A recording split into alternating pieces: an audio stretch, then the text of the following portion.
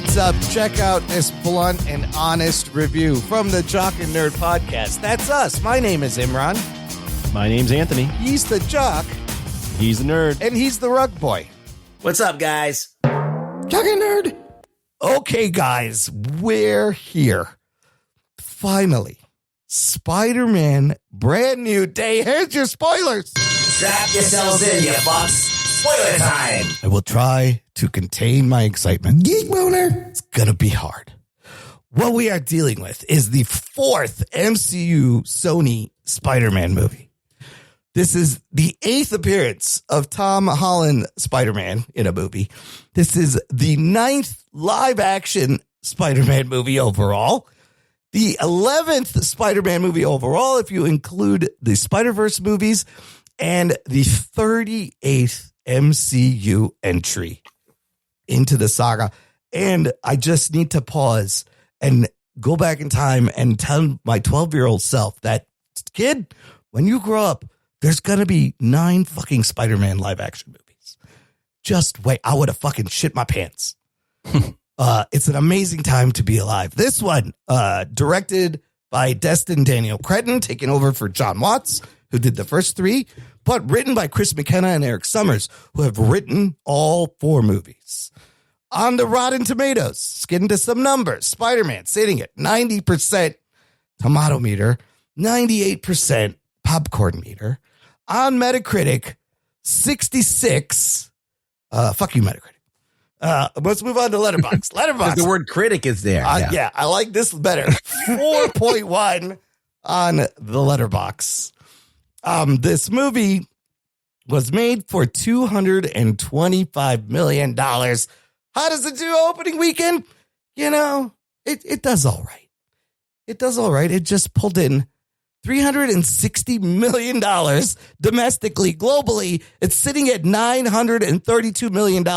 This is now the biggest box office domestic debut of all time and second biggest opening of all time, beating Avengers domestically, just behind Endgame globally.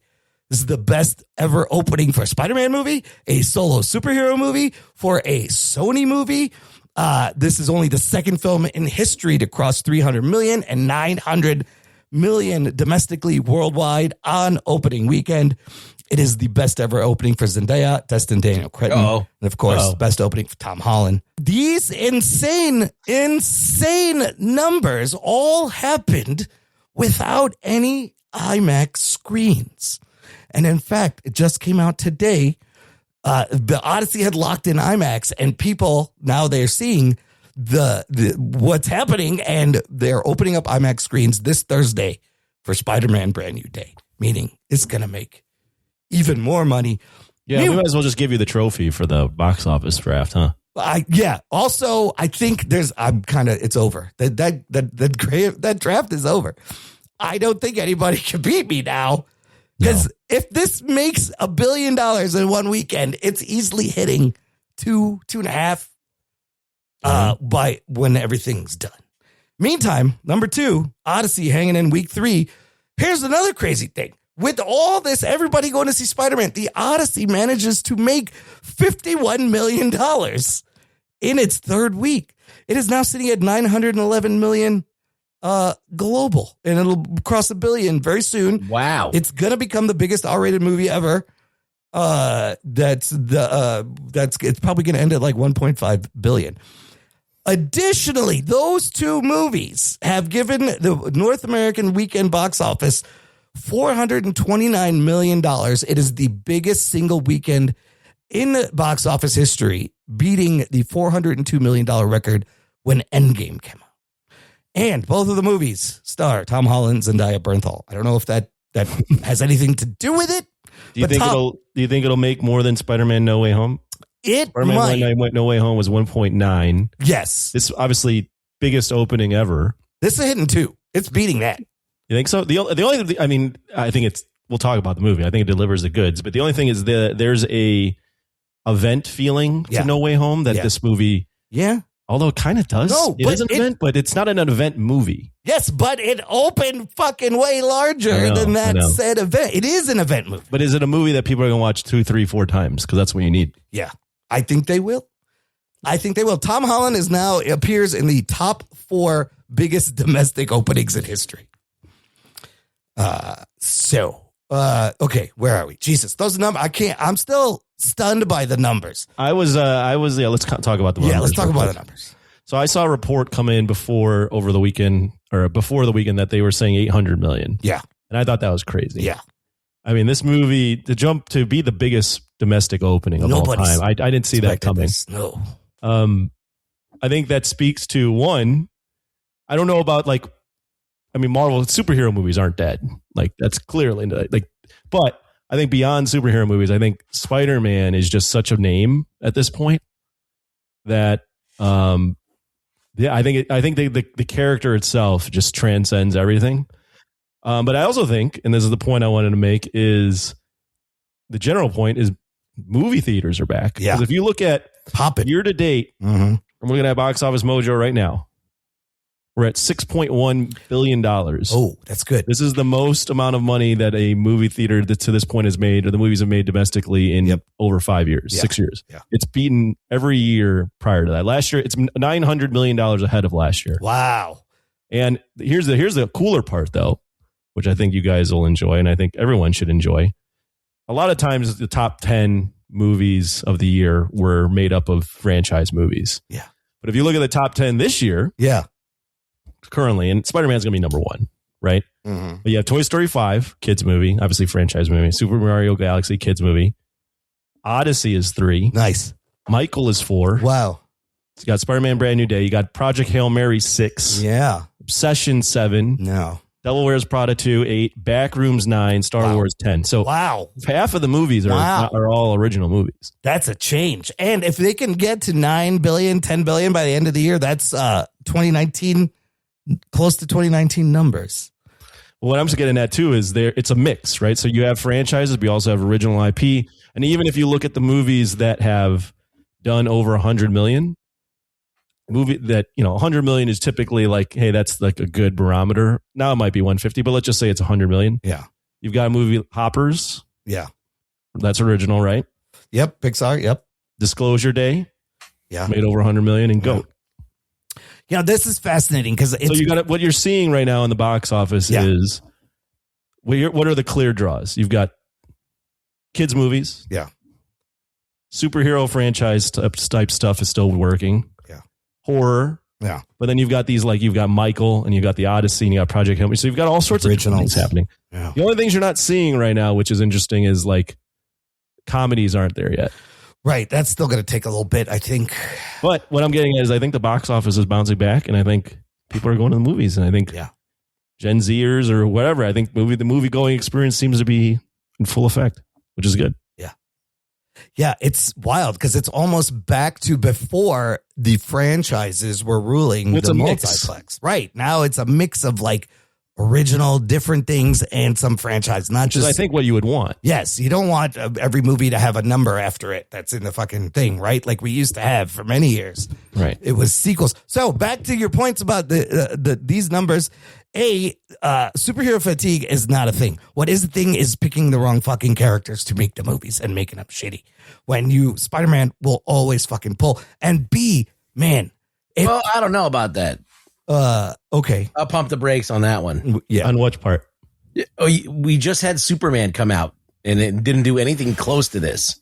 And Superman is just as big a name as Spider-Man. It is. And I would say Spider-Man is bigger. Clearly up tier. I mean, those three are S tier, but Spider-Man and Batman, I think, are much in terms of cooler characters. No one ever is Superman's my favorite of those three. We're talking about. I'm not talking about whether the movie was good. I'm talking about the character itself too. I think you can make the movie. I think you can make a great Superman movie. Yes, and it'd be just as good as a Spider-Man. Oh, absolutely. And that movie was maybe a little mishandled, right? He had the potential. I'm just talking about marquee value. Yeah, people know it. It's in the pop culture. People have tattoos on their fucking on their shoulders.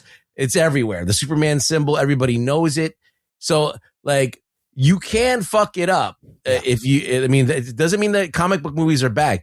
Spider-Man has this incarnation has something going for it. You know, whatever is in the sauce. Yeah. I think that it's been 3 movies. This is the 4th movie. Yeah. And a bunch of people grew up with it, and these things have been on streaming. Yep. So I think that the audience has grown. Little kids are watching it growing up. Yep. Like this is probably like their first like adult like PG-13 movie they've been watching, like, you know. So I think it's got something in the sauce. They took advantage of it really, really well. But I don't know if every superhero movie is bad. I think Spider-Man, Batman, Superman are like the crown jewels, and everything else is up for grabs. Like we don't know if an X-Men movie is going to be great, but they made the Avengers kind of stars. So the Avengers I would say is an IP as a group. But let me just say, it feels so good. I can feel it. The world right now fucking loves Spider-Man. I can feel it. I can feel the Spider-Man love. It makes me so fucking happy that like everybody's like just digging this fucking movie. So. I also think what contributes to that is, I think there's something to be said about Tom Holland. Yes. As Spider-Man. I agree. I think him being a 4th movie, now you've got a whole generation that's grown up with this Spider-Man. I think there's an Odyssey effect. Yes. Of having him in the Odyssey and then back to back with Spider-Man. We can talk about how his performance is just wildly different and much better. Yep. I also think when you think back to No Way Home and the feelings that caused for people, keep in mind the time. This was 2021. Right. People were still, the movie theaters were still like, do we go to movies? Yeah. And regardless of how you feel about the movie, that movie going experience was such a high for so many people. Yeah. That I think that you were also riding that wave of like, it was such a fun movie. It brings back these memories of, I could go to the movie theaters and have a good time again. And then now this is the follow-up. So a lot of different things. But I will say I did not see the biggest opening of all time ever, with this movie. Just one more thing that they did that was really smart is that they cast a very young kid as Spider-Man. Yeah. And he hasn't aged out from this time. So you're talking about 7-8 years. 10 years. The first one. Tom Holland's been playing Spider-Man for 10 years. And they're also they cast a guy who's like permanently like 20 years old. Yeah, he's 30. So, he could play a 20-year-old for years. Yeah, so they got lucky with that casting as well. Yeah. So he hasn't aged out. He doesn't look too old. You know, he doesn't like there's still like he's got spring in his step and people can rally behind him, and Zendaya's still young. They're all kind of still young. Well, also one thing I think that also is key to this, and who knows if he'll break out, but I heard this point on the Ringerverse and I agreed. Tom Holland hasn't found another project that he can jump away from. He has not. He has to do this still because he hasn't made a name for himself outside of being Spider-Man. All the projects he's done outside of Spider-Man. Now we could say the Odyssey is good, but it's not good because of him. He was the weak link in that movie. Exactly. So, you think about like Cherry and all those other movies. It hasn't worked yet. So he has to keep coming back, which also helps them. And as far as like, can he lead a movie? He doesn't really lead any of these movies. They're all ensemble pictures. Well, I would say he leads this one. But this one maybe is the mostly. Anyways, let's get to the cast. So, like I just said, Tom Holland, Zendaya, Jacob Batalon as Ned Leeds. They've been playing these characters for 10 years. Kids have grown up. This is the longest Spider-Man actor we've had ever. Also in this movie, Mark Ruffalo as Banner, John Bernthal as Frank Castle. You have Sadie Sink, it's Jean Grey. Florence Pugh is in the movie, Yelena Belova. Liza Colon-Zayas from The Bear is playing Detective Jean DeWolf. That's fantastic. We'll get into that. Tremel Tillman from Severance, Milchick playing William Bill Metzger. Marissa Tomei pops in for a flashback, and you would think she has not aged one fucking bit. She still looks great. Naomi Watts voicing Evie, his little AI assistant. Michael Mando returns as Scorpion. Keith David, you hear his voice. He's narrating the Spider video. Marvin Jones III playing Tombstone. And that's really all. That's main cast. You don't need to know all these other people. The movie is quite long. 2 hours, 25 minutes. It's PG-13. Anthony, what happens in Spider-Man Brand New Day? We are 4 years after the events of No Way Home, and Spider-Man has been living alone because no one remembers who Peter Parker is based on the spell that was cast in No Way Home. and he is spending all of his days as Spider-Man and ignoring his personal life. And because of this, he develops some sort of new powers that are affecting him. And while that happens, he has to deal with a threat that he can't necessarily punch his way out of. And Imran, actually, I'm gonna take a lead here. Go ahead. What are your opening thoughts on the movie? Because you are obviously so excited. We can't start the show and have all of us sit here and go without you starting first. Let me just. I fucking loved it. It's fucking awesome. Yeah, that's really good. I fucking love this movie. Look, my theater, I saw it twice. Oh, wow. I thought about seeing it twice. Yeah, both times, packed theater. People wearing fucking Spider-Man Crocs, people wearing Spider-Man outfits everywhere. It was. What were you wearing? Hopefully I was clothes. not wearing. I was naked. I just wore underwear.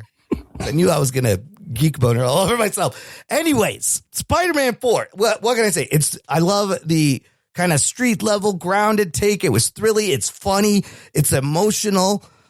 Finally, Peter Parker, we've been waiting for 3 movies, an extended origin, who is quippy as Spider-Man and depressed and lonely as Peter Parker, is struggling with things. I thought it was colorful. The palette, the way Destin shot the action is so much different than the John Watts movies. And we just talked about No Way Home. While it didn't have that kind of nostalgia bait pop where people are literally were screaming, I feel like it replaces all of that with some maturity, some emotion, some heartbreak. Their personal stakes. It's not world-ending stakes. But watching this, it felt like I was reading like a Spider-Man comic book from the 80s, like but the good shit, like a Ross Andrew 80s comic book. Is it slightly overstuffed? Yes, there's fucking tons of shit going on. Maybe they could have pulled out one thing. Is the villain maybe not the most compelling? Yes, but they had to establish mutant hunters, and I don't mind how they're using Damage Control to do this, because originally Damage Control comic book was a joke book. It was supposed to be a sitcom book, a funny book. It's a silly thing. So I don't mind that they took this and made them the bad guys, that they're hunting mutants. There was fucking great scenes. Bernthal and Holland's chemistry is amazing. They're friends in real life, and you get that in this movie. It's so funny seeing the Hulk and Spider-Man and Punisher fucking battle each other. Oh, come on. Holy shit. A lot of great scenes. A lot of great emotional moments. The roof scene fucking got me. I should have saw it coming, but no, I think despite all the cameos, I feel like the cameos work. Like Bernthal, Sadie Sink, they all kind of fed into the themes of trying to do things yourself, being alone, protecting the people you love, while being, super powered. And while it does kind of become like a Jean Grey movie for like 20 minutes, it was all right. They give us an origin. It's a little long, and it does the thing between the second and third act where it completely resolves itself and kind of slows down, and it drags a bit, but then we get into that third act, and it's great. I loved it. All right, who do you want to go to next? Anthony. All right. Yeah, I love this movie. I didn't think it was too long. I had a great time at the movie theater. I loved mostly all of it. Like I didn't know where the story was going. I was into the story. I was into the Peter Parker-ness of it. Mm-hmm. I thought the action was shot really well. They're doing wire work in the movie. Yeah, wire work in this shit. Yeah. The way it's shot is much more mature. There's actual shadows. It feels very New York. I thought all the different characters, Punisher, Hulk, Jean Grey, I think they all parallel what Peter's going through in the movie in different ways. So I thought those all worked. I think what makes a good Spider-Man movie is you get thrilling action, you get swings, you get comedy, but then you also get that element of like the heartbreak of him having to be Spider-Man. Yep. And you feel that here. And I think when they make good Spider-Man movies, similar to when they make good Batman movies, there's nothing better. Yeah. There's nothing better because the character's so rich. Yeah. And so relatable and so caring that when they make a good one and they nail a lot of the aspects of Spider-Man that are true, I think it really works. And yeah, I don't have very many criticisms of the movie. I really actually enjoyed it. I was very, very pleasantly surprised. It's one of my favorite movies of the year. Well, and yeah, I mean, I can gush about it for days. Like I had such a great time with the movie. I know we'll get into Ruggs' thoughts here in a second, but I mean, there's just so many good scenes. Yeah. Especially like you mentioned, the rooftop scenes and, yeah, I thought, and even the Jean Grey stuff, like weird. I wouldn't have drawn up Jean Grey. It's very weird in the movie, but it added an element to this that I thought was like different because I would never expect a Jean Grey in a Spider-Man movie. Yeah. And it also adds the element of this character where he can't punch his way out of this. Yeah. You know, he's got to like really dig into like his emotions to like help this character along. So I thought a lot of things really worked. I was just very, very impressed. And if you hear like the initial scripts, they initially wanted to do like another multiverse thing, and I'm glad they didn't. Yes. Remember early on, Sony had an idea and Marvel had an idea. Yeah. And they were like, which one? And Sony wanted Venom, the multiverse, and no. And Marvel wanted Street Level, and Marvel won, fucking thankfully. Right. Because so, yeah, I mean, there are some nitpicks that I have here or there, but I was thoroughly, thoroughly impressed, and I'm very happy that this was the Spider-Man version they chose. Before we get to Ruggs, I love there was homages to the Sam Raimi movies, the Mark Webb movies, the comics, the cartoons, the video game, swinging elements are pulling. I saw all that shit, and despite, I don't know what Ruggs is going to say, despite the fact that this is a different Spider-Man, yeah, there's a lot of things missing. He's not a photographer. There's no J. Jonah Jameson. There's nobody calling him a menace. New York loves him, but the journey this Peter and Zendaya and Ned Leeds took in these movies is just so perfectly respected and pulled through. And again, you grew up with these people, like you feel like you know them at this point because it's been 10 years. Yeah. It's so good. Okay. Ruggs. Oh, I get to go now? Yeah. I'm not going to say nothing. Take as long as you want. Okay. Let me collect my thoughts. Okay, so how am I going to open this? There's things I'm thinking about, reacting to what you're saying. Let me just start here. There are a few good Spider-Man movies. The first two I will put as and this is the pinnacle of Spider-Man because they hit so many things correctly in those movies. Then the third Spider-Man movie, it drops off considerably, right? Yeah. They overstuffed it with too much stuff.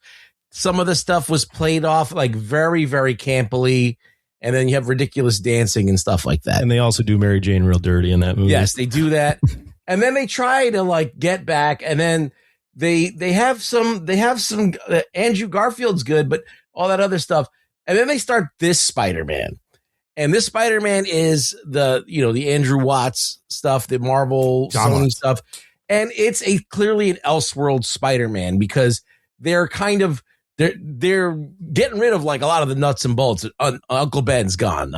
They never show the origin of his powers. It's like Ultimate Spider-Man. Yeah. So it's like we're clearly in an Elseworlds area. It's a different Spider-Man. But you said you weren't going to say anything. Sorry. But lame. You said it was, so we're clearly in an Elseworld Spider-Man. But it took them 4 movies to get even close to Spider-Man, like the way he should be. And this puts it as the 3rd best Spider-Man movie. So now this is the 3rd best Spider-Man movie that I watched this film and I thought, hey, they're getting it. They're getting there. Yeah. They still don't have the balls to really go there. Like they still gave him an AI that he talks to. Yeah. They have him have an apartment full of tech and fucking machinery where does he get the money? Nobody knows. I have theories. All right. There's theories, but they never put it in the movie. No, they don't. He doesn't have a job. Yeah. He doesn't work at the Daily not the Daily Bugle. Yeah. He's not being harassed by J. Jonah Jameson. So the Raimi movies got so right. No, but they did it in the last movie and they dropped it. Right. Yeah, so they did introduce it and then drop it. Didn't he just show up like once? That was the only appearance of J. Jonah Jameson, right? On the screen at the end. That was it. Yeah, that was it. I think So they really didn't do. They still didn't commit 100%. They kind of like, because at the end of that No Way Home, he was like, oh, I'm starting from the bottom, and I'm just going to do the fucking street level bullshit. Yeah, and I was there for that, and they did that. They did that about, I would say, 75%. So that's not a fail for me. That to me is a pass. Yeah. So I give that a good pass. The relationship with MJ and whatever, I felt that was a little bit lame. I felt like, hey, this guy's got like a fucking.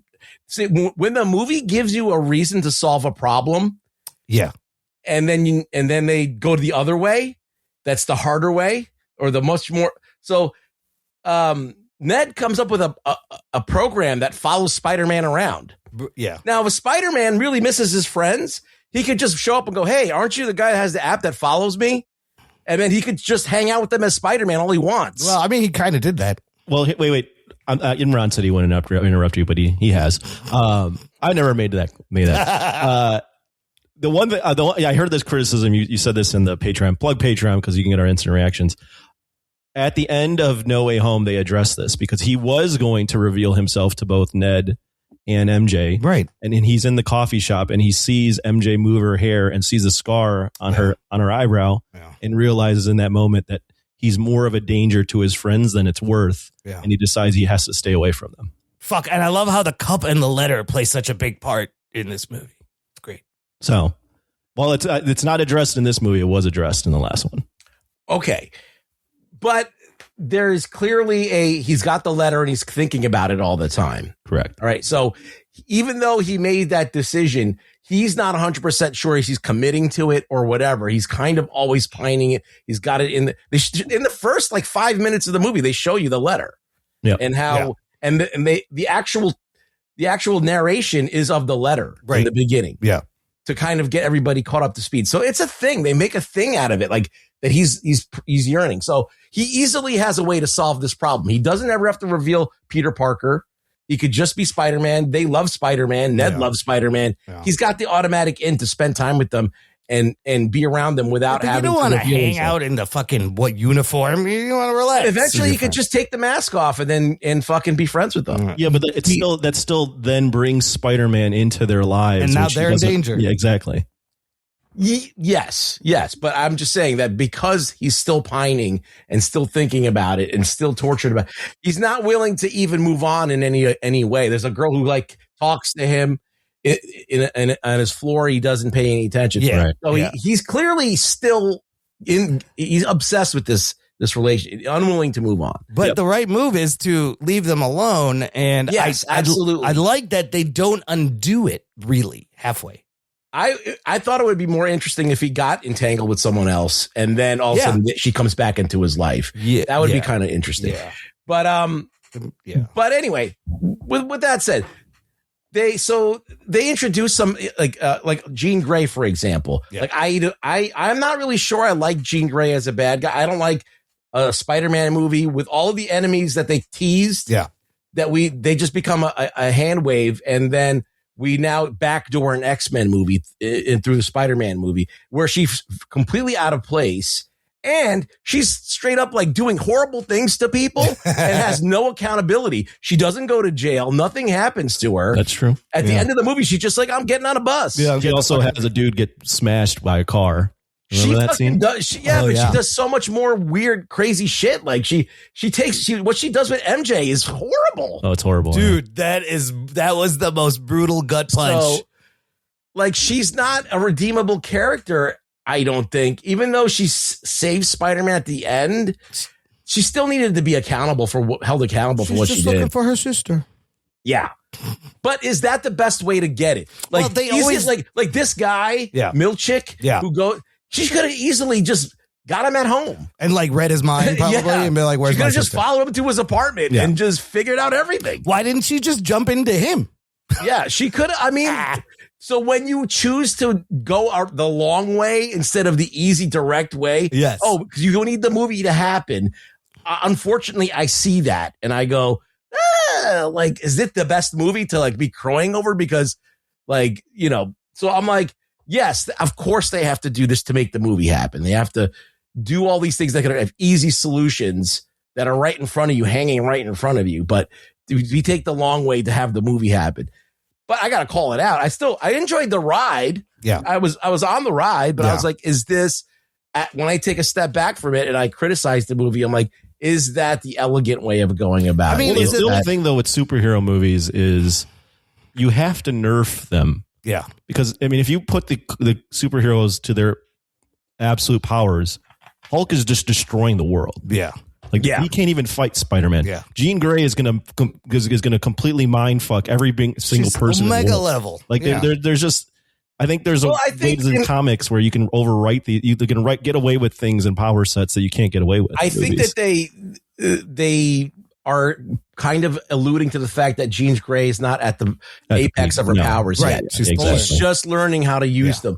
So yeah, she's nerfed, but that's a good explanation that I could actually get on board with. Yeah. So I like that explanation. I will say I like Sadie Sink as Jean Grey. I think she's going to do really good. Sure, she's fine. And I love the kind of lo-fi way they show her mind-hopping powers, right? Practical with just body movement, and you could easily track where it's going. I thought that was really well done. Visually, that was great. They didn't have to do any kind of energy floating. It was just movement of the body flow, and you could easily see what was happening. I was like, that's fucking brilliant. It really works. Now, let's talk about DeWolf.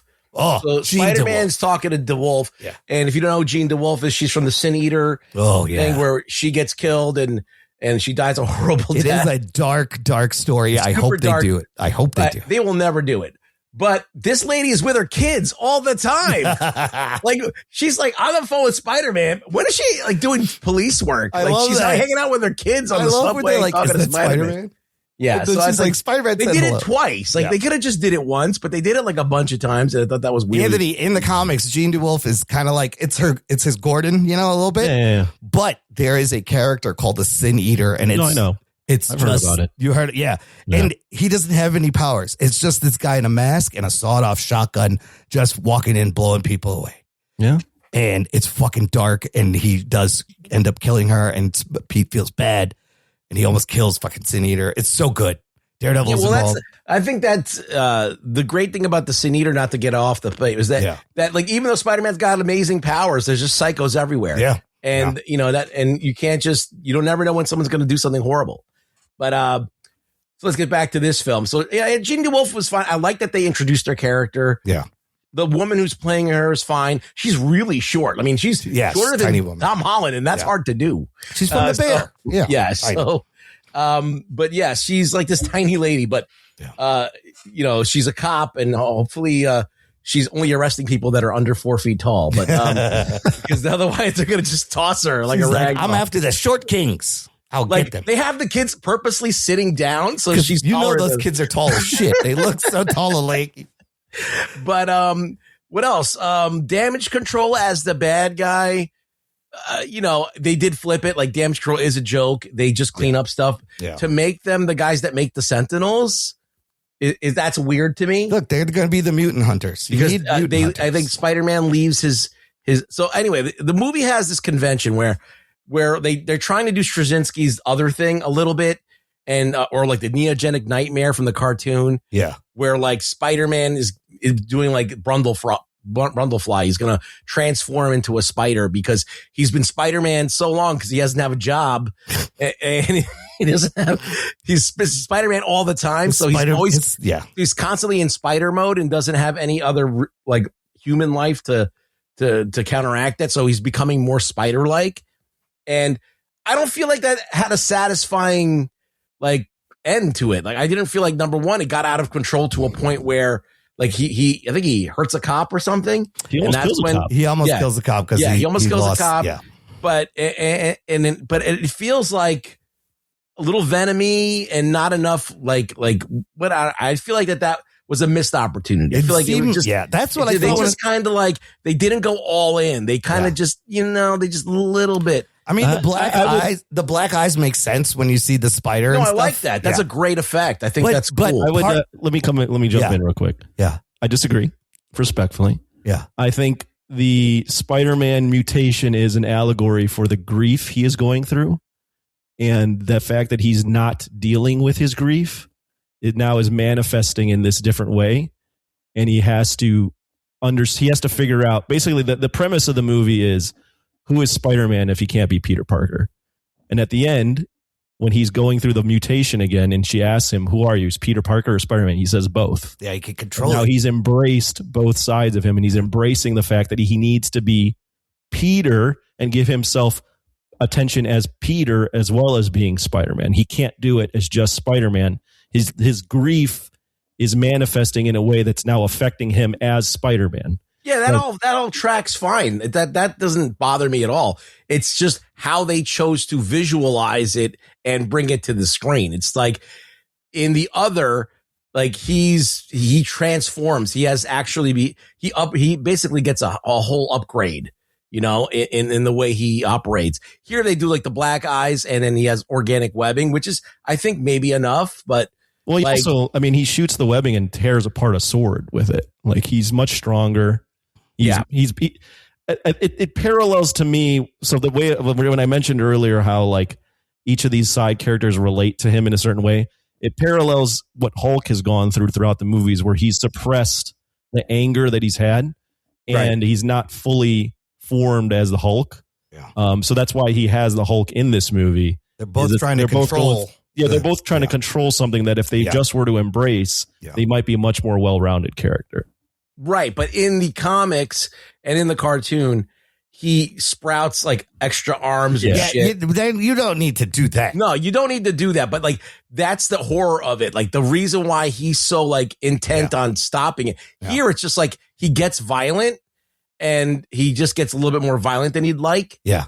And that's not a visual thing that you see. It's just like a cause and effect thing. Well, yeah. So it's just, I feel like it's just not, they started with the body horror and the transformation and the cocoon, whatever. Yeah. But they never really went there.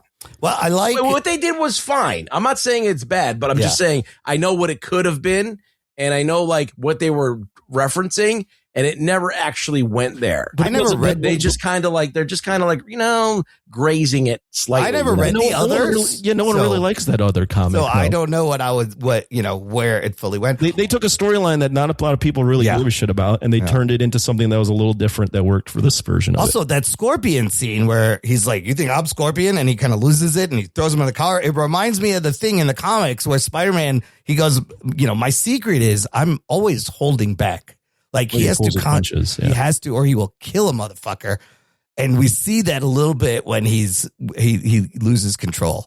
Yeah, so, he always is holding back. Yeah. He never actually uses 100% of his power. And you don't really know because like in the past 4 movies, he's been very nerfed. Yeah. Like he's like in the other movies, even when he's fighting similar characters to that Tobey Maguire fought in the third one, like Toby was fucking holding his own with both of those guys. Like Green Goblin easily just like beat the fuck out of Green Goblin in the first movie. He couldn't kick his ass at all. Like, he was having a lot of trouble with him. Spider-Man is generally, I would say even in the Raimi films, has been one of the most nerfed characters on screen. Like if you think about Spider-Man in the comics, he's not Omega level. Yeah. But he is a very, very, very, very, very strong. Like much stronger than Captain America, much stronger than a lot of these different characters. He caught, Winter Soldier, he caught his fucking punch like it was nothing, right?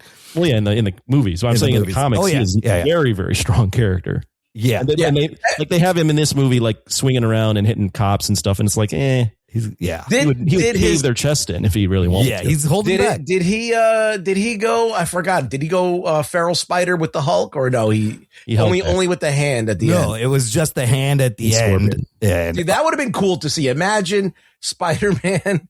Well, I think he can't outpunch the Hulk, right? He has to like beat him with his brains, you know what I mean? Right. But well, we got to talk about that. But I did want to mention, like, speaking of the Raimi movies, I love little callbacks when the fucking webs ooze out of his hand and he's like, blood, it's horrible, like that shit. And then when he's shooting webs, just like Toby, it's like, go web. And you notice he has to talk as he goes, web off, web on, as he's swinging. He falls in the alley. That's a callback to Toby when he's like, my back. Yeah, the web swinging in this is probably the best. Oh my God.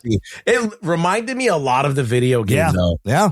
That's I all think right. they were though. going for that. Yeah. Yeah. Because you get the feeling you're flying with him. And it felt like the video game. Like I was playing the movie for a second. I was like, oh shit, this looks familiar. Well, speaking of web swinging, we've been jumping around a lot. Yeah. But speaking of web swinging, I think this goes back to like why I really enjoy the movie. But there's a couple scenes, like one where he's at the party and sees MJ with another man. Yeah. And then just is swinging in the webs. Yeah. For like in his suit, like tearing up. Yeah. I was like, great. that's fucking Spider-Man. Like he's just all like, oh my God, He I didn't can't. bother changing. He doesn't care if anybody sees him. He is, Right. and that what triggers the evolution. And then later on, when we can talk about those scenes, but later on when she's like, reads a letter or whatever, we can talk about the scene more in depth. And, it says, I don't have any memory of you. Yeah. And then she's like, by the way, can you take me home? And he has to like swing home with her. So great. And he's like, this girl doesn't even love me. She's like, I don't know you, bro. Think that is the best part of the movie is that whole interplay. Fuck. The relationship between those two. Yeah. Well, yeah, because like, look, Spider-Man is always like kind of, he's having a sad sack life. He never gets what he wants. He's always struggling to just be a normal person. And, eventually he does get Mary Jane and he gets married, but even that's tested all the time. Yeah. But here he has an inkling of the torture that Peter Parker goes through. He's had it very easy the first three movies. Yeah. So here they start to get on in that track where Peter Parker is always constantly, being pulled in a million directions, can never commit to anyone, is always bringing trouble to everyone that he knows. And he's always towing that line and never gets what he wants. And he's always disappointed. And he always has to just live with sucking shit every day. Yep. And so this whole interplay with MJ and Ned was the thing that made it the most like a Spider-Man movie. I agree. It made it most like, and that if it didn't have this, I would not like this movie as much as I did. I actually like this movie a lot. And because of this. Listen, you said third best Spider-Man. That's high fucking praise. For me. Well, let's stay on it for a second. So, he finally goes to the party, and obviously he sees Ned, and then he sees MJ with her, and then you get the scene. I think we need to spend a little time on this, where you get the scene where he's got to save her, because Jean Grey's bouncing around, and he gets her on the roof. Oh, let's talk about the roof. And Jean Grey is inhabited in Zendaya, but you don't, or in MJ, and you don't know it. And she's playing up like, oh, if I just kiss you, man, all these memories will come back. Something always been missing. That was fucking great. I was like, oh my God. Did they get you? Did anybody see it coming? Because I was like, fuck, why? I should have saw. I knew at a certain point in time when, like, I was like, oh, this is going to happen. I was like, oh, that's Jean Grey. She's got to be somewhere. Too easy. It was it was the middle of the movie. I was like, it's too easy. Yeah. It's not happening. And so maybe if she kisses him again and remembers it might have broke the spell, but she didn't remember any of that. And I was like, oh fuck, that is so wrong. That is so and, Jean Grey could have easily unlocked all that shit if she wanted to. She could have made him all remember again if he knew. Maybe I don't know if she can or not. And then the magic part. And then MJ falls again. How many times does she fall? And he's got to save her. Well, like several times. She doesn't fall. Jean Grey sends her to her death. Makes her jump. Yeah. I mean, I will agree that the some of the Jean Grey stuff, I think it works for the movie. It doesn't necessarily work if you're trying to launch a popular character that's supposed to be a hero. No. Right. So I will agree there. It is weird. I do think, though, building off that scene, what I really enjoyed about Peter in this movie, and I think Tom Holland is fantastic as Peter Parker in this let's movie. talk about Tom. But one of the things that he does, a scene that's written, is when he's with MJ later on. Yeah. And like they've done the whole letter thing, which we should talk about too. Yeah. He goes, oh, by the way, like, I'm sorry. I kissed you. Yeah. Right? Like you were possessed. Like he immediately is like, he's such a good guy that he's like, even though I know you were mind wiped, it's still wrong for me to have kissed you when you weren't consenting to this. So I love when she's like, you know what I see from my side of the curtain? A good guy who's trying to do the right thing. Oh, when they're like flirting. Yeah. When they're like, yeah. I mean, what'd you guys think of the scene where she reveals after he gets back, she reveals that she's read the letter? Dude, that was. I was like, oh shit! I know she said because he folded it up and he left it there. The question I have, She's sitting there with it. One of the questions I have is, if we're jumping into the way they wrote it, Yeah. did he intend for her to see the letter? I don't think Was it by an No. accident, or did he? Because he clearly brings the letter. Why would you bring the letter if you don't want her to read it? Well, so Jean Grey had read the letter. That's how she found out earlier, right? Right. So he just needed to have this letter because it's kind of the thing that still anchors him to his past. I think he did intend for her to read the letter. But I think he wanted her to see it. But he didn't know she was going to be there when he first put the letter. No, he did. I guess he brought her there afraid. Maybe And he there's a just put it chance there. It could be. I initially was like, she happened to stumble upon it, but I was like, I think the character wanted her to read the letter and hope that this would end in a way that was romantic. And in to Ruggs' point, I think this is also very Peter Parker. It's not, and they don't right away, the ending of the movie, they're like, she reads it and she's like, yeah, like, I'm sure that was awesome. Yeah. I have no recollection of this. Oh my Like, God. I'm sorry. And just think about what he just went through. So he's got to do it the hard way. He's got to win her again. From kissing MJ on the rooftop and for a moment thinking she's back to her going, look, maybe this girl loved you, but I don't know you, bro. Sorry. Yeah, fuck I was off. like, fuck. But, and then it is hilarious when she walks away and then she comes back. She's like, can you give me a ride? And of course he's a good guy. He's like, of course, you know. But she's also a written, I think, as well as she's been written in these 4 movies. Yeah. Because she helps him out. Well, they continue to hang out too. But she also recognizes, hey, like, even though I don't love this guy, I don't even know this fucking guy. Yeah. This guy is clearly yearning for me and Ned. Yeah. So I will invite him up to play with Ned. Yeah, and she does that lovely drawing, and he's unmasked in the drawing, and they're just like palling out and quoting Lord of the Rings. Like she the can old clearly days. see that he's got issues. Like he's mentally he's grieving right now. Yeah. She needs to, even though she doesn't love him, she's a caring enough person to be like, yo, you can hang out with us. Well, she's understood now what he's going through. Yeah, and she helps him with like the tech and the mystery and the thing throughout the whole movie. Do you think it was a little weird that Peter Parker wouldn't know that the glasses on his emit radiation? On his suit emit radiation? I mean, look, MJ would point that out. You can't know everything, and you're a scientist. So yeah, I don't know. Everyone's smart in this movie. Everyone's a scientist. Everyone's smart. Ruggs loves that, right? Everyone's a fucking scientist. Everyone's a fucking scientist. Look, I think you said it Everyone's earlier. a fucking scientist. I think Tom Holland is way better in this than the Odyssey, and this is probably his best outing as Spider-Man. Well, look, that Tom Holland, like he was a weak link in the Odyssey, but he did a great job here. He's the perfect age. He's lived with the character for a long time. The thing that I don't like about Tom Holland, and besides the way they write him and the way that they actually establish the Peter Parker character with zero origin or zero Uncle Ben or any of that stuff, is that he doesn't ever seem, and it's a small nitpick, and Tobey Maguire didn't do this, but I think Andrew Garfield did it a little bit better, is that he doesn't seem like he's a guy who grew up in New York. He just doesn't. I mean, he was working this Queen's accent a little bit. It was kind of working. Yeah. I don't know what a New York person sounds like sound. Me.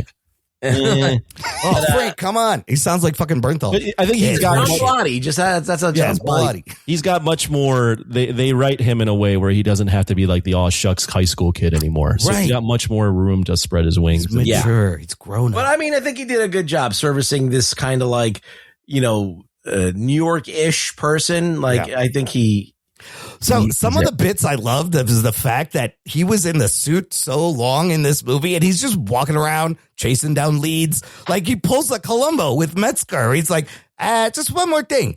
Does this mean anything? And it just in the suit walking around. I don't know why. It tickled me. I was like, this is fucking fantastic. Can I talk about something that I really disliked and I thought was another forced bullshit? Sure. Is Yelena Belova. Oh, I love the pool scene. Come on. I thought it was how funny was if this? If they did that in reverse with make a girl take off her clothes and get into the bath. You can't do that. No, you can't. So I mean, it's first of all, the fact that they had to shoehorn her into the movie just to be like, hey, and then the fact that she insults him and says, "You're small potatoes," when she never even went and fought Thanos. That's true. I'm like, who the fuck is this bitch? She is. She's our Black Widow. All right. Put some respect on her name. Look, I have to say, like, I don't know. It's small potatoes. Is she a great? I don't know. I don't really think she's the greatest character. I do think I had fun with the scene because he had to go into the. I like that he goes in the bathhouse with a mask on. That's so funny. Well, you're right. I mean, she's not.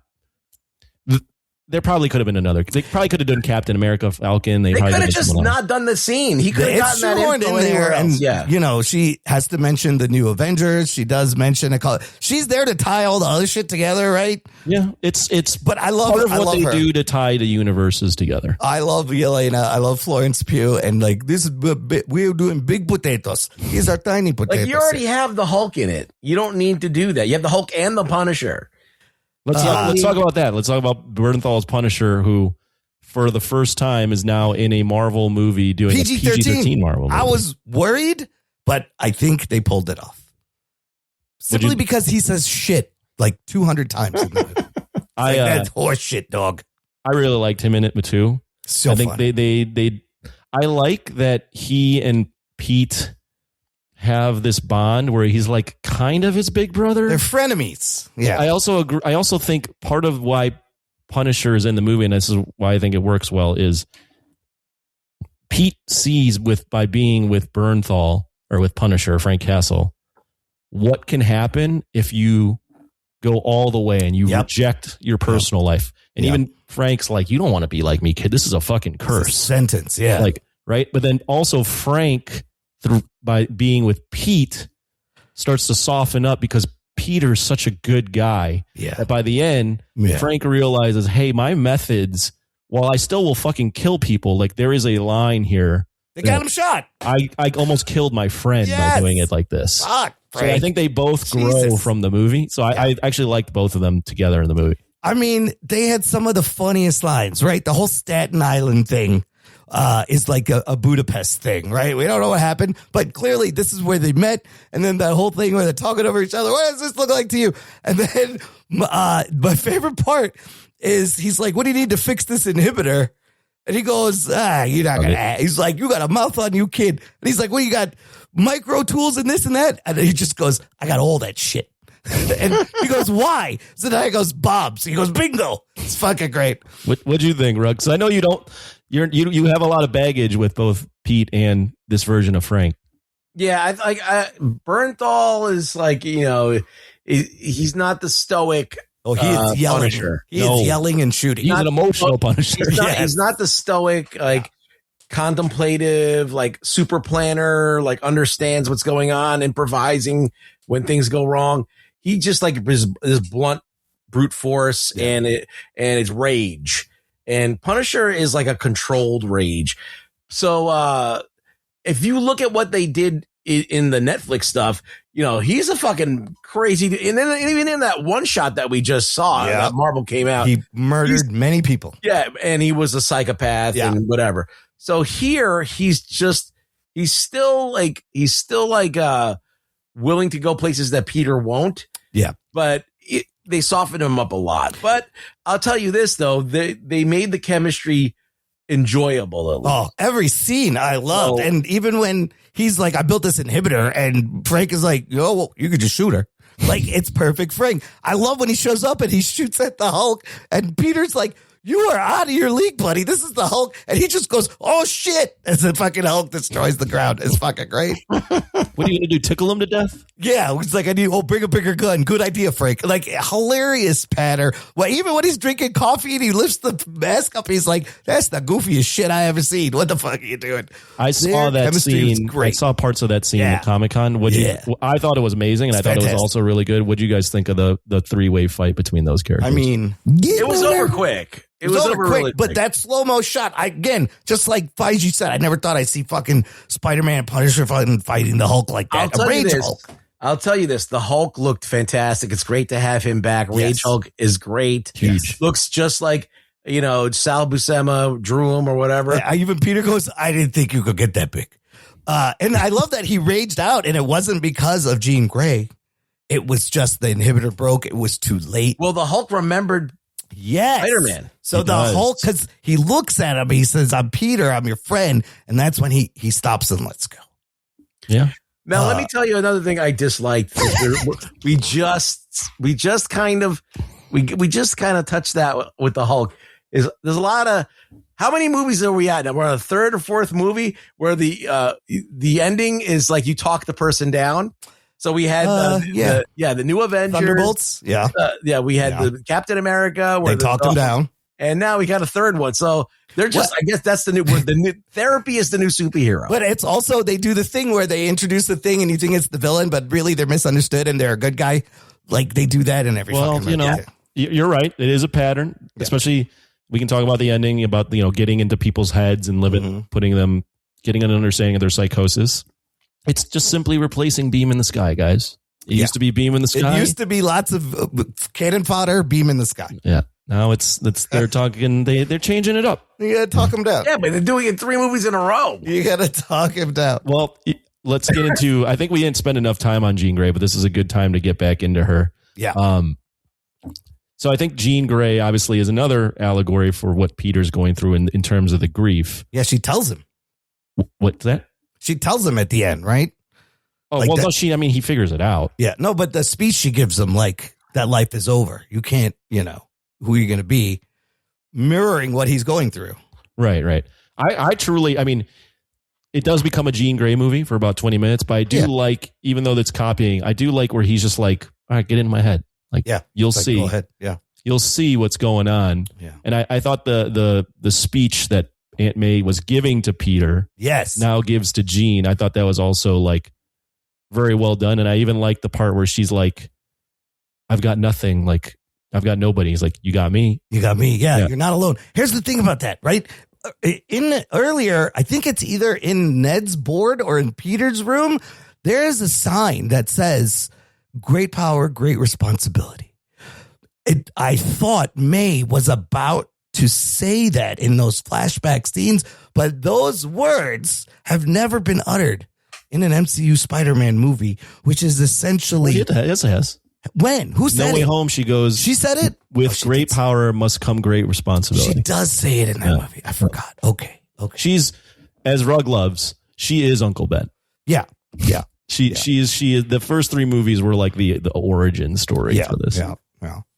What'd you think of the ending with Jean Grey, Ruggs? Well, I just told you. I'm like, they did it 3 times already. But with this particular one, I feel like there's no other way to do it because he's not going to punch her. No. But when you have Jean Grey as the bad guy, that just makes it's just so weird. Like, Jean Grey's the bad guy. She's trying to figure out what happened to her sister. Yeah. She's using the Hulk to punch through a door. We find out there's nothing behind the door. And there's nothing there. There's just she didn't know what VMAX was, right? That was the thing. It's VMAX is a great bike, by the way. Yeah, but, they make bikes? VMAX is an amazing bike. But the VMAX thing, whatever, is fine. But like, look, she needed to hear a pep talk that she's special and that she's not a piece of shit because she's a mutant, and that's going to solve the movie. And you buy that? Okay, I could see it. I could see it, but in a manner of speaking, saying, all right, I understand that Spider-Man's a good guy. I'm not going to kill him. I'm going to, I didn't get what I wanted. Let me get the fuck out of here type thing. Because like, she came to find out what happened to her sister. She didn't kill Metzger. She could have killed Metzger. Yeah, Metzger just fucks off and nothing happens to him. Well, he's going to come back in the X-Men movies. Oh yeah, he's going to be the leader of the fucking And then do you think she's heading upstate to Xavier's school? Of course. Well, she's not going to jail. Yeah, she's not going to jail. Well, wait, but I think there's a point there. I think the way you read it and the way I read it it's not that she learns that she's not a bad person. She learns that you can go through intense loss and grief and not be the person that she's becoming, which is a killer. All right. She sees what Peter has gone through and goes, oh, there's a better way to go about this. And Punisher is the other path that happens, like sort of. Yeah. Punisher is like the other way this could go. Yeah. But like she's becoming like that. I think her beginning in the head of Peter is like, that's what it is. She's seeing there's a better way. There's people that have gone through grief with just as powerful as her that aren't handling it the way she's handling it. Yeah. Well, they kind of, that happens. But I think that they're leaning more on the fact that they're trying to get this message. Like, if you're born and you're not like considered to be quote, quote, normal, and you never got it's because you never got the love you should have gotten. You never were understood as a person. Right. If people were just understanding to you, you wouldn't have to be perceived as a pariah or as something else. And that's the message they need to get out in this movie. So that's more like what's happening in that scene, I think, is what maybe on the subtext is what you're saying is happening, but outwardly that's what's being displayed. Well, they are trying to, which is a little odd, right? I would admit they are trying to also establish why would people discriminate against mutants, especially in a world like this, where there's superheroes everywhere. Exactly. But I think that what they're trying to do is like, hey, parents don't mind people with powers if you get them by accident, but being born with them and making you weird when you're like they immediately are like the parents left them at 13, right. Which is supposedly when the powers manifest as X-Men. So puberty, they're trying to like backdoor. Okay, why would anyone even fucking hate mutants in this world? Well, the bigger relatable picture of all this is when you're different, you can be ostracized, you can be feared. It's very lonely. People, like you said, Ruggs, people don't understand. I mean, this is a world where like a hand is sticking out of the ocean and there was a 5-year gap where people like came back to life. It's true. It's just, I feel like, okay, this feels really forced. But I think the thing though is not to super defend them. They didn't have the X-Men, so they couldn't. Yeah. They're having to do this now, right after creating all this other stuff. So it's not written like where like in the comics. Well, yeah, that's they could do it all at the same time, and right. I mean, I think there's even something online. I forget. It was like Ditko and Stan Lee were like, "Man, we're fucking tired of coming up with all these reasons for why heroes have powers. So let's just say they were born with it." Yeah. It's just different now with the way with the fact that they acquired the X-Men so late. Right. And I think this is leading to after Doomsday, when all the Fox X-Men die, like this is the start of the new X-Men team, right? In this universe. Well, also don't forget Peter left the inhibitor with them. Oh, right. With that's damage definitely control. Be a big thing because they make a big point of like, I mean, Paul calls it out.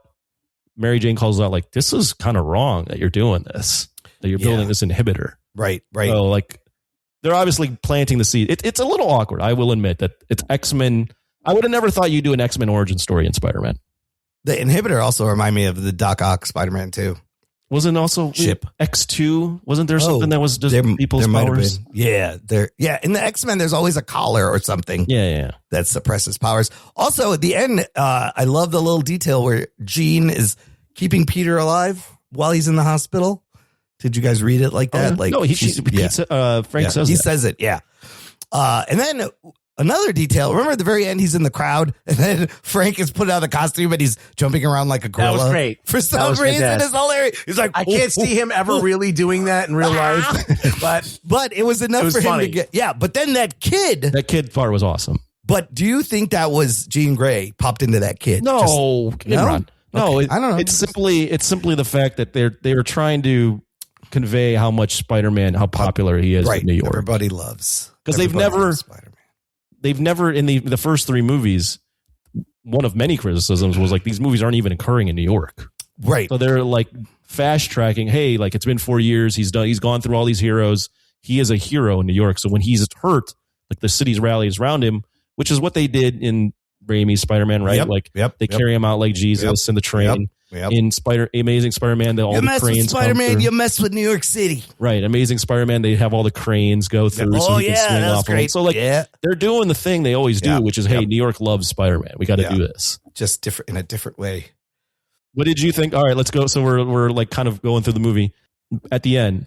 Yeah, as you're reading that Ned remembers, or is it muscle memory? It's muscle memory that triggers the actual. And then why does he remember? Memory.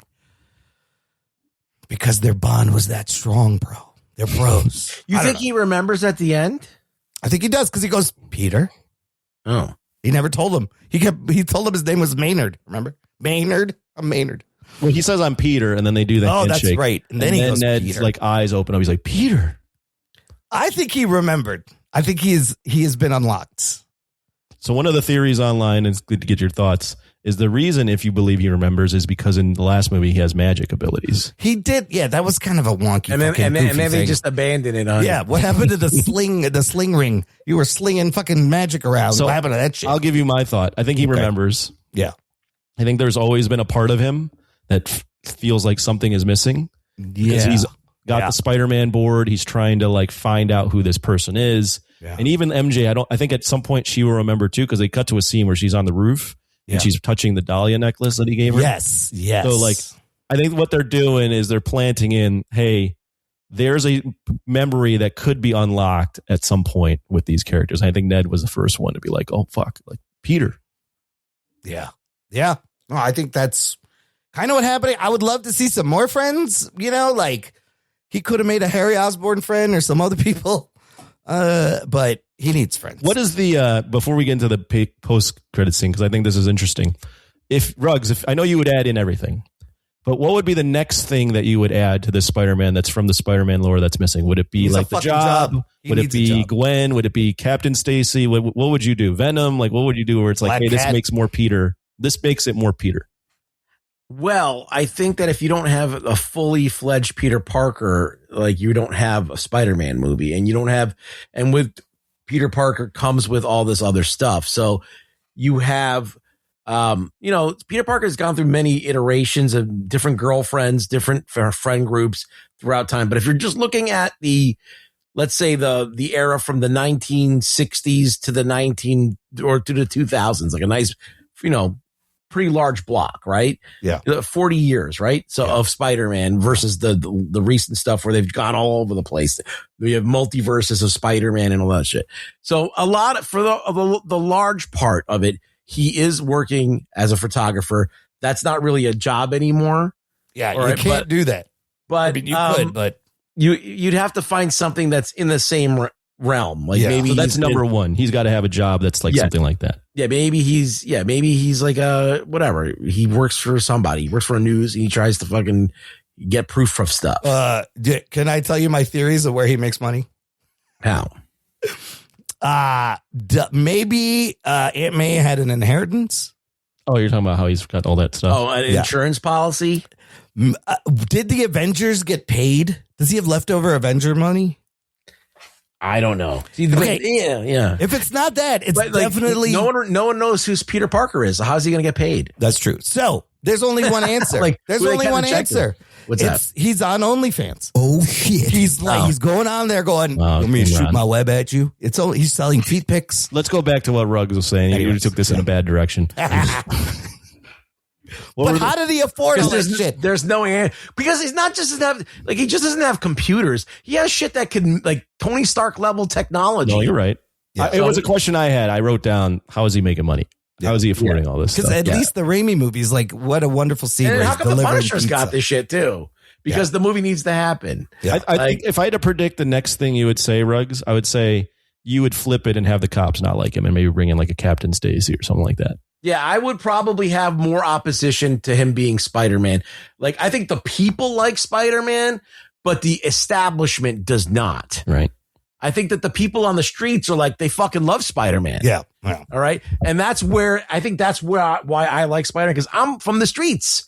I fucking understand that the fucking system's corrupt and you need somebody fucking doing the right thing. Yeah, but in the comics, he did work with DeWolf. So there was a point where he's working with the cops. And then she got killed. Well, maybe they'll do that here. That would be great. So, but that wasn't a long-lived thing, right? It was just maybe like for 2 years, maybe at the most. Yeah. So, there was a period, but I mean, you have so much other Spider-Man stuff we can move to. Yeah. Because Spider-Man has to sow his oats. He needs the Black Cat. He needs some other like escapades with other women. Gwen Stacy, actual Mary Jane. Like you need like the party girl, though, the girl that's the model, not another scientist, like that's like pretty much understands him and is on this. Like there's no like push and pull. They're kind of all the same, like I feel like that was interesting. Like, how does a nerd like Parker get this woman? You know, He always got the women. Yeah. yeah. Because I see. I think part of this, why they're not doing things like the Origin or J. Jonah or is because it's been done several times. Yeah, right, I agree with that. And they just want to do something different. They wanted to put their own spin on it for sure. they're doing this kind of like, the puppy dog love that lasts forever type thing. I actually think it's really adorable that the cops in New York love him for once, because it is kind of fun. It's heartwarming. He can't catch a break as Peter, but at least people love the Spider-Man. Well, it's not like he can't catch a break. He's his own. See, he is his own worst enemy. Yes, yeah. In the comic books and in the Raimi movies, it's everybody else. It's everything else. The circumstances that are making him miserable. Right. He's making himself miserable because he has a girl on his floor that's like flirting with him, and he's like doesn't even stop to think, hey, I might fucking hook up with this chick. Like, he wants to sit there and wallow in it. He solved the problem. He had made his sacrifice. He cannot deal with what he had done.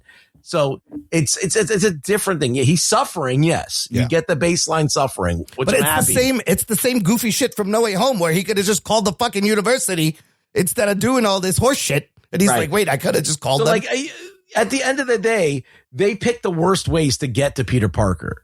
Like, but they got there, bro. They got there. Mostly. They get as close as they get. Well, let me defend Pete. Yeah. The incident where he loses Peter, or he loses MJ and Ned. Yeah. He's 18 years old in the movie.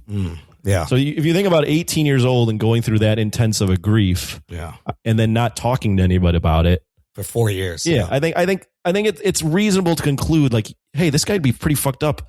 And he's only 18. He wasn't an adult. It's a lot to handle. So, I don't think it's unreasonable to think he would make a bad decision and not be able to handle it because he was a child when he did it. Yeah, I mean, he's not perfect, right? He's flawed. So, we're just dealing with the version that we're getting. We're getting an 18. No Way Home was 18. He was an 18-year-old kid. Yeah. Well, that's why I say this is an Elseworld Spider-Man. It's never going to be close to what it's supposed to be. No, but this journey these people have taken is, I feel like, you said I disagree with. I feel like this is a very fleshed out. And you want to know why this movie is better than the other ones? Yeah. Because it's closer to the comics. Shit. Source material, motherfuckers. Because they're not going. You're right.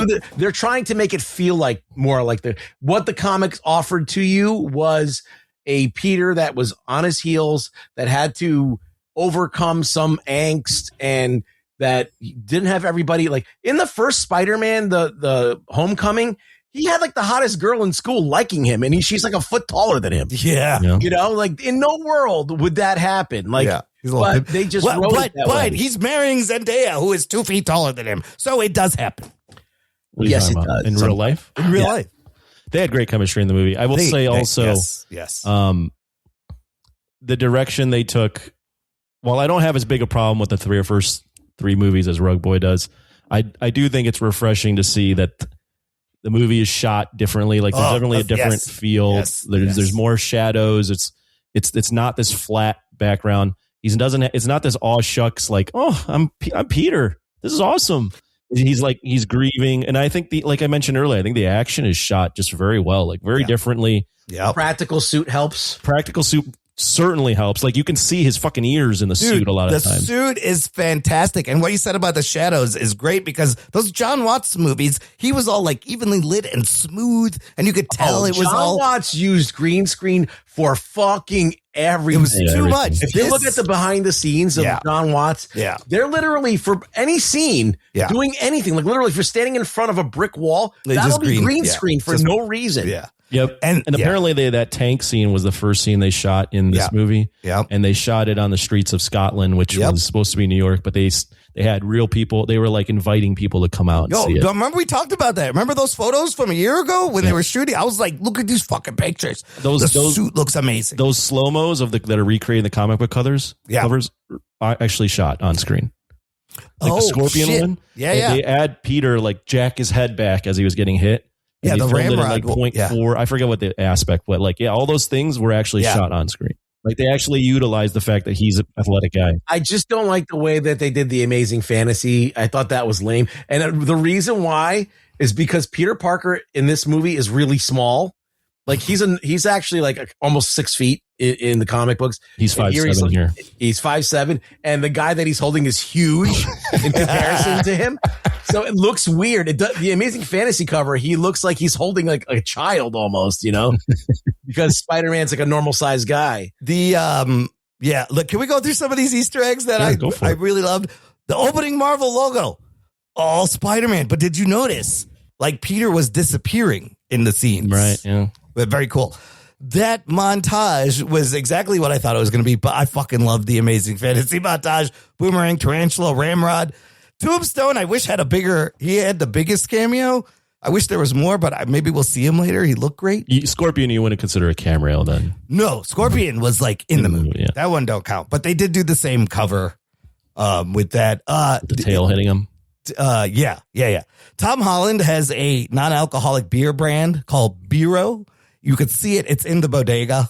Yeah, I saw that. In the movie. How many Samsung phones do we need to see? There was a lot of flip phones. MJ goes, she turned down the job. Could that be Oscorp, where she was like, it was a shady corporation or something? I don't know. Yelena, when he calls her scream name is Macaroni Fiend, like 101 or something. Yeah, that's from Hawkeye. Yeah. She mentions the new Avengers. Bill Metzger in the comics is an anti-mutant activist. First appeared X-Men Children of the Atom #1 in 1999. And then Damage Control, as I mentioned, that first. So Damage Control has a total of 20 issues of comics. It came out in 88, pitched as a sitcom within the Marvel Universe. It's a joke thing. It doesn't have a lot of comics. You can do whatever the fuck you want.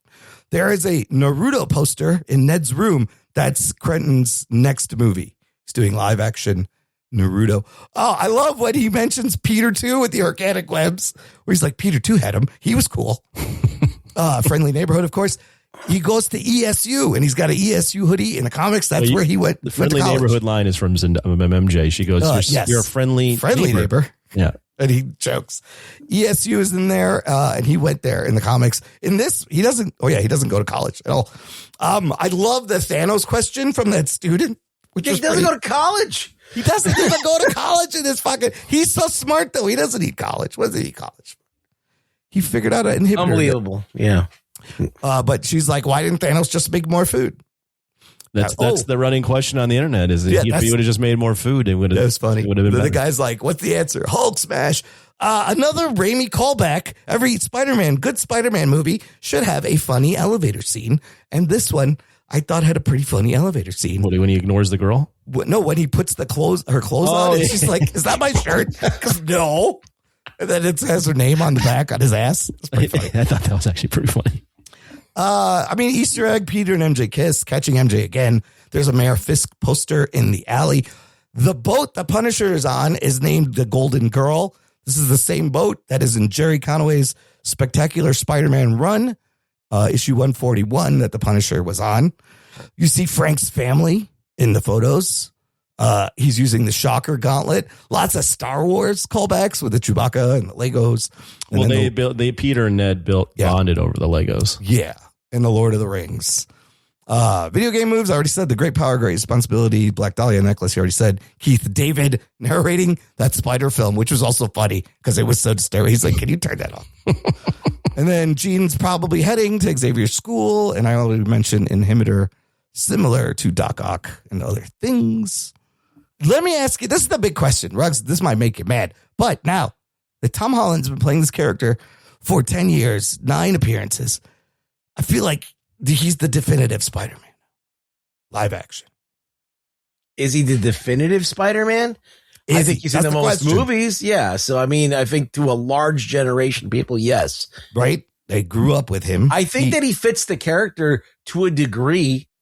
I mean, he is tiny, but like, maybe it works in this, I guess. But like, I feel like Spider-Man doesn't have to be that big anyway. But I think he does a good job. I think he's solid. I'm not going to. I kind of like Andrew Garfield's a little bit more trying to do a New York thing, and I a little more attitude. and I feel like just a little bit edgier would be nice. Like he's a little too nice, little too aw shucks still a little bit, but I feel like that's not his fault as an actor. That's what they write for him. Yeah, but I think he portrays it slow rolling this whole thing. Yeah, I feel like them to have a little bit more balls, a little bit more. Can I give you my thoughts on all three? Yes. So I think Toby the Toby version of Spider-Man was probably the most true to the character. But also Toby was probably miscast as a high school kid. And also they wrote Toby to be very emo throughout the movies. So you lost a lot of that jokiness. I think Garfield would have been the best one. Yeah. He completely nails the jokey, like when he puts on the mask in that first movie, he's like, small knives, my greatest fear. And he's like, and then he like webs him up. He's like, whatever. Yeah, like, the attitude is there. Yeah, he's got the attitude, and I think he's actually the best actor of the three. I think what works to Tom Holland's advantage is one, the longevity, but two, you get to see Tom grow up in the role. So he's just had more to do. Like he's been in 3 movies. He's been this high school kid. Yeah. He's playing he's trying to be on the Avengers. Now you've got him being an adult. Like you've got him doing so many different things that he's just able to expand his range. Whereas like Andrew Garfield was cut off at the knees after that Spider-Man 2, and Toby was kind of this one note emo guy throughout all 3 of the films. Yeah. Yeah. No, I will agree with all that. I think Andrew is probably the better actor, have given more of a chance. Toby's got the nostalgia bait though. But I think that the reason why Toby works also is that in the movies, they actually fucked with some shit. His Uncle Ben dies. Yeah. Fucking Aunt May and Mary Jane both get fucking accosted by the Green Goblin and almost killed. Yeah. Right. And so like he is in a different place, like as far as how his powers and the things that happen to him. Like, you know, his best friend wants to fucking kill him. I mean, that's more comic accurate. But it's not in a world with all these MCU guys. So what we have now. Right. So like you're really they're using the Spider-Man character, but they're not using the best Spider-Man's tools. But I feel like it's slowly getting there. Like this, I hope there's. The question that Anthony asked like a little while ago was, where do you go from here? There, like trilogy. Is there a Green Goblin? Is there a Hobgoblin? Is there a Ned Leeds? Is Ned Leeds going to try and kill him? Like all these things are not going to happen. It's like none of these things are going to happen. Well, I think it's a little bit complicated. Like I would love to see them introduce those characters, but I think one of the reasons why we haven't seen a lot of the main Sony villains is because Sony was trying to make their own villain universe. So they were, you know, obviously they shut that down, but I think they were still trying to build towards a Sinister Six movie. And obviously that didn't work, but that also inhibited the characters that they would use in these movies. Yeah. They were hamstrung. They were kind of cut off at the knees to do a lot of the stuff. But so I found this post about the original plan, Sony's plan versus Marvel Studios' plan. And it is what we talked about, right? They wanted the Venom and Null and Tobey Maguire back. Sony, Marvel wanted street level, grounded. The interesting thing is it says in here, Sony is a consolation because Marvel's won. Sony requested the movie include an Avenger, an X-Men character, and a Marvel TV character. That's why those 3 fuckers are in there. Because of it was a consolation or a compromise. It worked. They got interest. It did. $370 million. Marvel definitely picked the right way and the right path. Clearly. I also read that Tom Holland, basically like said, I'm not doing this unless we do like a more grounded story. Well, because he was working on a Nolan film, right? And then he comes back and he goes, what's all this bullshit? Let's make something good. I just got schooled over here on a Nolan set. There is that theory that I've seen a lot of people talk about that like ever since he's been with Nolan, he's like, no, I'm doing some acting now. This is how you make movies, motherfucker. Apparently, the rumor is that Tom Holland's going to do like a Fred Astaire biography or some shit. Oh, I could see that. He's a good dancer. Yeah. Apparently Tom Holland is like now on the like I am an actor type thing. Oh shit! After working with Nolan, it probably changed him. I think this is the only movie I've actually seen him do some real acting in. Possibly. He's been good, but I think he gets much more to do in this movie. Post-credit scene, Spidey tracker. lights up. Oh, we found another Spider-Man sighting. Zooms out into space. The original track is still there, and there's a second Spider-Man dot. This has got to be Tobey Maguire. Setting up Secret Wars incursions coming in. I don't know. What do you think that means? Who's got the Spider-Man tracker in space? I don't know. That is weird. I don't know how it picked that up. That's a strong ass fucking app. Is that on the App Store? I can get this. Yeah, that's a stretch. But who's got their phone out and pulls it out? Like are there cell phone towers in fucking space? Well, how's this working? Yeah, you can't think about these things because then don't think about it. Yeah, don't think about it because. Well, what do you guys think that is? That's the first for Ruggs. He Ruggs the whole time. He's like, how's he making money? How's he doing this? And then he's like, don't think about that one. I'm obviously being sarcastic, but like, don't think about this because if you have any brain cells, you'll that's not gonna happen. What's your guys' reading on that? What do you think that is? I initially thought I didn't read that he was in. I thought he was in space, but I did see Screen Crush was like, no, it's a second Spider-Man. So yeah, maybe it's Toby, maybe it's Miles, maybe it's Miles also. Yeah, I saw that, but I don't think we're getting Miles in it for a while. I think it's Toby. Going back real quick, I think it's something real to talk about very briefly is Ruggs mentioned, where do we go from here? And I think they do 2 more Spider-Man movies. And I think what they do is by the end, I think they're doing kind of 2 things. To No Way Home, he was mentored, and now he is somewhat mentoring Jean Grey, maybe, which is a little odd, but whatever. Sure. But I think also if they want to do it, and they will, I think in the 6th film, you pass the baton and you have a Peter Miles type shit. Yeah, at some point they're gonna have to pass it on, right? You got to bring in Miles, and maybe you do like a Peter and Miles 6th movie. Maybe you do the storyline where Peter dies, like in Ultimate. The numbers this thing made, they're making more movies. Oh yeah, that is a given. But we also know that I don't know if Tom Holland can do this forever. Maybe he will. Right. I don't know. What you also know that there is a strong pull for Miles to be live action at some point. Yeah. But that Spider-Verse has got to finish out first, the 3rd movie, and then maybe he's you a Miles guy, Ruggs? I like Miles. Okay. Well, what about I like Peter more, but what about if they do 75 other Spider-Man Lancelot storyline? Would you like that? No. Okay. It's not warmed up yet to Lancelot. Let's anything else? Let's rate it, rank it. There's a bunch of different ways. We know Ruggs ranked it. He already did. Yeah. Wait, we need to hear his rating and whatever Ruggs, questions go you got. First. Tell me, rank it. You already said 3rd best. I think that if they do the death of Jean DeWolf and lead it into, see, the thing is, they burnt Kraven for Kraven's Last Hunt. Mm-hmm. They can still do it. They can't. They're not going to. I mean, Kraven still exists. But are they going to go back to that? Sony is not making any more of those fucking movies. Are they going to use Venom? Is Venom coming in? We don't know. So if Sony's not making any more spinoffs, they should just let Marvel use all these. They have to, in Secret Wars, introduce the black suit. Yes, that's huge. They have. That happened in the comics in Secret Wars. Okay, this is my thing. Let's hear it. So you have Punisher, you have Jean DeWolf, right? Yeah. You have the Hand. You got Daredevil. So now you can get Daredevil in because Daredevil's in the death of Jean DeWolf story. Yes, I thought he was going to be in this movie. All right, and Sin Eater is if you do Sin Eater, and you can do a mob movie and have the Punisher in that as well. A gang war movie with. But I don't know if you can have a people want to after this. People are like, I want to see a Punisher Peter Parker movie like every time.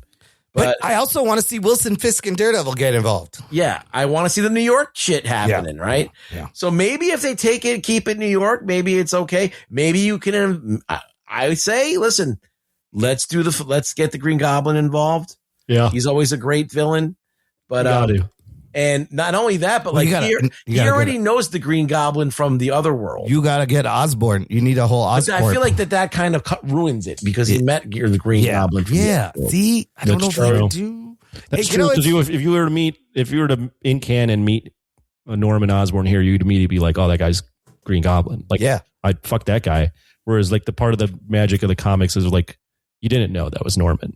But if you have not read the comics, you wouldn't know that Ned Leeds eventually becomes a hobgoblin who's even. Well, Ned Leeds is like a cross. The version of Ned we're seeing is Genki plus Ned. I can't see this Ned becoming hobgoblin. Maybe I don't know. Yeah, it's funny that New York looks so great and such a big character in this movie, and it wasn't. It's fucking London and Scotland. It's not New York at all, but it looks great. Yeah, that's great. Rugs. I mean, Hammerhead could be involved in DeWolf too. Yeah. Well, any of the if you do Tombstone, Hammerhead, yes, Chameleon, we still got those guys that are kind of mob. Scorpion still mob affiliated. Yeah. I mean, like Spider Noir, you had a Silvermane and all those cats. You just do kind of those gangs. What about Jackal? There's Jackal, but then you got to get into the clones and fuck. There's no Gwen Stacy yet either. There's no. They need. I think he needs a black cat. Because we haven't done a black cat. Black cat, she fits into the mob stuff too. Yeah. You can get all of that in there. You can do the Gene DeWolf over 2 movies and get all those people that are missing in. But I don't know. Anyway, so what did I think? Am I going to give a score? First of all, out of the Tom Holland movies, where do you put this? This is the best one. Okay. I fucking hate all the other ones. Okay. Out of the 9 Spider-Man movies, not counting the Spider-Verse, where do you put this? Third. This is the third best, yes. Okay. Is it fair to put in the Spider-Verse? I feel like you can't. That's different. I mean, if I wasn't thinking of only thinking live action. Yeah. But Spider-Verse would probably be tied with this, actually. Though. Okay. Out of the 38 MCU, roughly, where's this slotting in? Oh, I don't know. I mean, it's good. It's probably, I would say, in the top 10 of MCU. Okay. Post Endgame. The best thing post Endgame. It's the best thing post Endgame. Yeah, yeah. Okay, now give me a number. Okay, it's not a perfect 10, and it's got too many problems to be a 9. I'm gonna say I'm dancing between a 7.5 and an 8. So I don't know. Give it an 8, you fuck. I'll give it an 8. I'll give it an 8. All right, that's fair. Even though I forced you into it. Like I probably unsolicited before this conversation, probably give it a 7.5. Okay. Just because Jean Grey is just so wrongly used, and there's a lot of shoehorning, and there's a lot of like unexplained bullshit. And, you know, we've talked about all the kind of like weak plot devices that they have in there. And how they ended the thing with therapy like they did 2 other movies. So it's like there's a lot of things that like I'm like I mean they're pulling the same shit over and over. In a lot of these so movies. I'm like I can't be like, oh, it's an amazing film. I think it's a huge step up visually. It's a huge step up thematically. I think the acting was great. I think everybody in this movie was great. So I could give it an 8, I guess, but I mean, it's a begrudging one. Okay. A reluctant 8, I will take. 8, yes, I'll take it. Anthony, same rankings, questions. All right, well, ask me them. I don't know what. Out of the Tom Holland Spider-Man films, where does it land? It's his best movie, but when you watch movies, there is a time and like what was the environment around when you watched that movie for the first time. Yeah. And I will never forget being in that theater for No Way Home. So I'm going to put No Way Home as like, I enjoyed that more. I had the higher highs, but I think this is a better movie, if that makes sense. Okay. Out of the 9 Spider-Man movies. 9 Spider-Man movies? I have my list right here. So out of the 9 Spider-Man movies, I would have this third. Okay. Below? Spider-Man 2, and I like No Way Home better. Okay. Out of the 38 MCU movies, I have it at number 8. Oh, okay. So it's in the top 10. Nice. Post Endgame, where do you put it? Like I have it right behind No Way Home. Okay. Yeah, this is tough with the No Way Home experience. No Way Home is like a different thing. But if you look at the movie itself. Spider-Man Brand New Day is better. Much better. Yeah. Much better. But No Way Home is just such a moment. Yeah. And it was because of the pandemic. It was a theater like experience, but I've watched that movie a couple of times since, and I'm like, this is not a good movie. But it doesn't hold up as well. It's because it's because of the experience of having all of them on screen at the same time. Yeah. I never thought I'd see that shit. It was, it's a very cheap tactic. It's gimmicky, and you can't do that again to get the same effect. Oh, they're going to do it. They're going to try. So I will answer one more question. Number. Well, I'll answer that too. I have it as a 9. Okay. and it's my second favorite movie of the year. Oh shit! The only movie I have ahead of it is Project Hail Mary. Oh shit! I have it ahead of the Odyssey. I have the Odyssey third. I have Obsession fourth, and The Invite fifth. Those are my top five. I've seen a lot of people say this in their top 5 movies of the year already. Odyssey's a better movie. Just don't get me. I want to. Sure. Odyssey's a better. But there's no way like you can subjectively say Brand New Day is a better made movie than Odyssey. Different, but in terms of emotion and what I like, I like Brand New Day better. Yeah, I like a good Spider-Man story. Any day will beat like a epic about the Odyssey that it's cool. Sure, but I don't know. I'm just not connected to Odysseus in the same way. I think superhero movie. Both of them are equally not true to their subject. They both veer away from the source material. I will say this is my favorite Tom Holland Spider-Man movie. I think it's his best outing as Spider-Man. It's the closest to the comics. Out of the 9 Spider-Man movies, I will put it third, but it's behind Spider-Man 2 and Raimi's Spider-Man 1. And then I probably put No Way Home at 4. Oh, I have one. I have it. Yeah. If I had it in if I put the fucking animated movies, I would have still had it third. I would have the animated movies fourth and fifth. Yeah, I don't know. I feel like it's not fair to compare these movies. It's a different Spider-Man. It's a different medium. Yeah, it's tough. It's tough to compare them. You know, you could do things a lot more in an animation. Right. So I'm not going to think those are great. I do think it's a top 10 MCU movie out of the 38. Maybe at number 10. Maybe it's my favorite post-Endgame film. And I'm going to give it a 9. This is a 9. I should have given it a 7.5. You motherfucker. It's a very good Spider-Man movie, people. That's what it comes down to. It's good. A 7's a recommend, and a 7.5 is a strong recommend. So. And the world clearly loves Spider-Man. I think it's about as good as it's going to get for Ruggs in this iteration of Peter. Yeah. No, and same with me. I'm like, this is the closest, most fleshed out shit they can do. I understand that they were hamstrung. They were fucking from the get-go. They didn't have all the tools and all the stuff. Yeah, you got the whole Sony fucking situation. Well, they also, I'm not going to complain it. They made choices that, a lot of your criticism wasn't the only, everyone was like, this is great, but this ain't Peter. Right. It's a different Peter. It's a different Peter.